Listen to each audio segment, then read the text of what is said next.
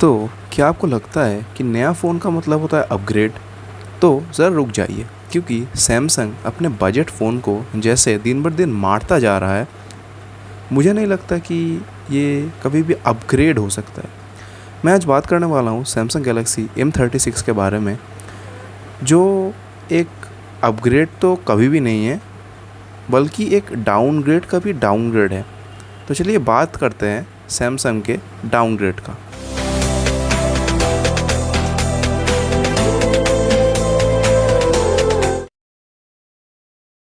तो मैं खुद पिछले 3 साल से सैमसंग के ही डिवाइसेस यूज़ कर रहा हूँ as a primary device. Currently मैं एक सैमसंग का M34 यूज़ कर रहा हूँ। तो जब मुझे पता चला कि M36 लॉन्च हुआ है, तो मैं उसके सबसे पहले तो स्पेसिफिकेशंस चेक करने गया। तो मैंने देखा कि प्रोसेसर बिल्कुल पुराना जो M35 है उसके जैसा है, डिस्प्ले भी उसके जैसा है, लेकिन जो चीज़ देख के मैं सबसे ज़्यादा शॉक हो गया कि उसका डिस्प्ले का जो नॉच है वो बिल्कुल जो M34 है जो मैं अभी यूज़ कर रहा हूँ बिल्कुल उसके तरह दिखता है। तो इस फ़ोन का प्राइस रखा गया है 20,000 रुपये, और 20,000 रुपये में 2025 के स्टैंडर्ड के हिसाब से एक वाटर ड्रॉप नॉच बिल्कुल भी सेटिस्फाइड नहीं है। पंच होल जो M35 में आया था वो एक बहुत अच्छा मूव था सैमसंग का, लेकिन मुझे पता नहीं क्यों वो M36 में ये सब हटा दिया गया है। तो अगर मैं एक क्लियर कट कंपैरिजन करूँ M35 के साथ, तो M35 में हमें बहुत कुछ एक्स्ट्रा मिलता है, जैसे कि स्टीरियो स्पीकर्स, 6000 mAh का बैटरी, एक अच्छा सा पंच होल डिस्प्ले। ये सब M35 को बहुत बेटर बनाता है M36 से। इवन सैमसंग का जो M34 है वो भी बहुत सारे मामलों में जो M36 लॉन्च हुआ है उससे बेटर है। और मुझे ये चीज़ देख के बहुत शॉकिंग लगा कि जो यूट्यूबर्स है, बड़े बड़े यूट्यूबर्स हैं, वो सब इस फ़ोन को बहुत अच्छे से प्रमोट कर रहे हैं। बोल रहे हैं इसके अंदर बहुत सारे AI फीचर्स हैं, जैसे कि सर्कल टू सर्च। तो सर्कल टू सर्च इतना बड़ा कोई AI फीचर नहीं है, वो M35 और M34 में भी आ चुका है One UI 7 के अपडेट के बाद। और जो भी AI फीचर्स के बारे में बात किया जा रहा है, जैसे कि ऑब्जेक्ट इरेजर या फिर इमेज ब्यूटिफिकेशन के बारे में या इमेज एनहांसमेंट के बारे में, वो सब ऑलरेडी है पिछले 2 जनरेशन के फ़ोन्स के अंदर।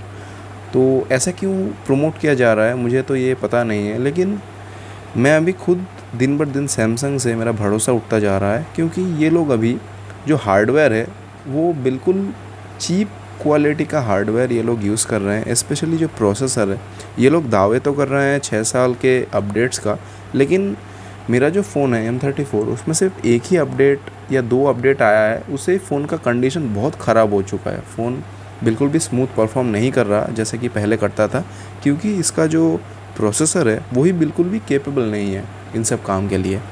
सैमसंग अभी भी एक्जीनोस के जो पुराने चिपसेट्स हैं वही दे रहा है अपने बजट फ़ोन के अंदर। सिर्फ एक डिवाइस था सैमसंग का अच्छा, वो था F23, जिसके अंदर सैमसंग ने स्नैपड्रैगन का चिप यूज़ किया था, वो भी 2 साल पुराना, लेकिन वो स्टिल बेटर है सैमसंग के ये घटिया एक्जीनोस के चिपसेट से। और भी कुछ प्रॉब्लम्स है सैमसंग के फ़ोन में, जैसे कि इसमें बहुत सारा नेटवर्क का इशू आता है। मैं अपने पर्सनल ओपिनियन से बोल रहा हूँ कि मेरा जो फ़ोन है किसी किसी सिचुएशन में 2-3 साल पुराने जो एंड्रॉयड के फ़ोन हैं, मान लीजिए कोई भी अदर कंपनी से, उनका नेटवर्क बिल्कुल परफेक्ट आता है, लेकिन मेरा जो डिवाइस है इसका नेटवर्क बिल्कुल ख़त्म सा हो जाता है, नहीं आता। सेम कहानी सैमसंग के बाकी सारे जो बजट फ़ोन है उनका भी बिल्कुल सेम ही कहानी है, नेटवर्क का इसके अंदर इशू आता है। और एक जो इशू है वो एक्जीनोस के चिपसेट की वजह से ही है, वो है हीटिंग का इशू। ये फ़ोन बहुत जल्दी हीट हो जाता है, नॉर्मल टास्क में भी ये बहुत जल्दी हीट हो जाता है। और फिर One UI का जो वेट है, जो ये ऑपरेटिंग सिस्टम थोड़ा हेवी है, तो उसका वेट भी ये प्रोसेसर संभाल नहीं पाता।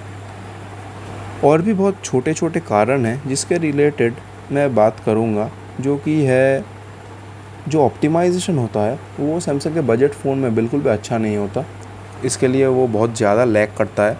जैसे कि मेरा जो M34 है इसके अंदर है एक्जीनोस 1280, जो कि 120 हर्ट्ज़ को प्रॉपर्ली सपोर्ट नहीं करता, लेकिन डिस्प्ले इसका 120 हर्ट्ज़ है। इसीलिए 120 हर्ट्ज़ का जो ओरिजिनल जो एक्सपीरियंस होना चाहिए वो कभी भी इस फ़ोन के अंदर नहीं मिलता। और एक टॉपिक जिसके बारे में मैं बात करूँगा वो है IP रेटिंग का ना होना। सैमसंग के जो बजट फ़ोन्स होते हैं उसके अंदर बिल्कुल कुछ भी IP रेटिंग नहीं होता है। मेरा जो फ़ोन है उसके अंदर ही कुछ महीने पहले डस्ट चला गया था कैमरास के अंदर। और अभी के 10,000 11,000 के फ़ोन में भी IP रेटिंग मिलता है। मानता हूँ कम है, उतने ज़्यादा IP68 IP69 तो नहीं मिलता, वो भी मिल जाता है, वो भी 20,000 के अंडर मिल जाता है, लेकिन 10-11 हज़ार में भी IP रेटिंग अभी के टाइम पे मिलता है, लेकिन सैमसंग वो भी नहीं दे रहा। असल में बात क्या है ना, सैमसंग में पूरा अपने नाम पे कमा रहा है और कुछ भी नहीं है। मुझे तो लगता है कि फ़ोन अगर बनाना है तो सिर्फ फ्लैगशिप बनाओ या फिर सिर्फ मिड रेंज बनाओ। ये जो बजट सीरीज़ के फ़ोन है ये सैमसंग को बनाना बंद कर देना चाहिए, और अगर बनाना ही है तो कम से कम एक अच्छा रिलायबल फ़ोन सैमसंग को बनाना चाहिए। आशा करता हूँ आपको आज का ये वीडियो है वो इन्फॉर्मेटिव लगा होगा। मुझे पता है कि ये सब कुछ सैमसंग के यूज़र्स को पसंद नहीं आएगा मेरा ये बात, लेकिन ये सच है, मैं खुद यूज़ कर रहा हूँ तो मुझे ये पता है। तो अगर आपको इस वीडियो से थोड़ा भी नॉलेज मिला है तो वीडियो को एक लाइक कर देना, चैनल पर नए हैं तो सब्सक्राइब कर देना, और मैं मिलता हूँ आपसे नेक्स्ट वीडियो में।